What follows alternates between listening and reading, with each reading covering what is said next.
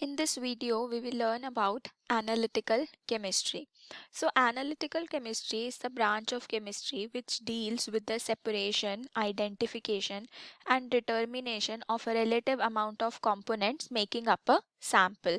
Means, let's say if we are given any sample, any compound, so we need to separate the components of that mixture or compound, or we need to identify what are the constituents, and or we need to determine the relative amount of components present in this particular sample.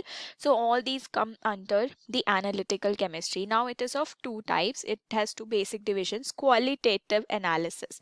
Now what is qualitative analysis? It is an analysis in which we determine uh, and identify the constituent species in a sample.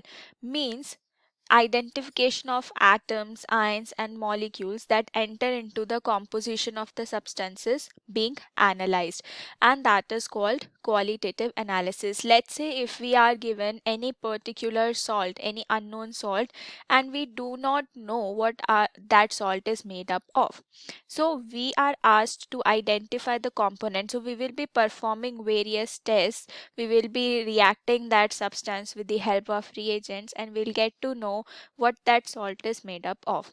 So all that comes under qualitative analysis. So qualitative analysis means identification of an unknown substance is done by carrying out chemical tests with the help of reagents.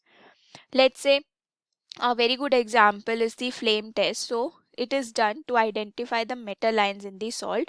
So where we take the salt, heat it in the flame, and different colors of the flame will tell us what metal ion it is. Let's say sodium. Sodium gives a yellow colored flame. Potassium gives a lilac colored flame. So that all comes under qualitative analysis.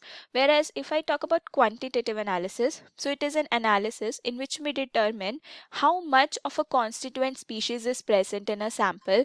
That is, methods to determine how much of a given chemical is present is quantitative analysis. So here quantitative means we will be finding out the quantity. Now in this time I know that this particular salt is present, let's say sodium chloride or some potassium salt it is.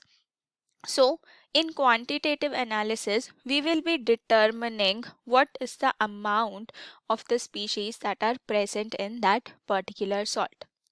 So that all comes under the quantitative analysis. So I hope it is clear to you. Thank you.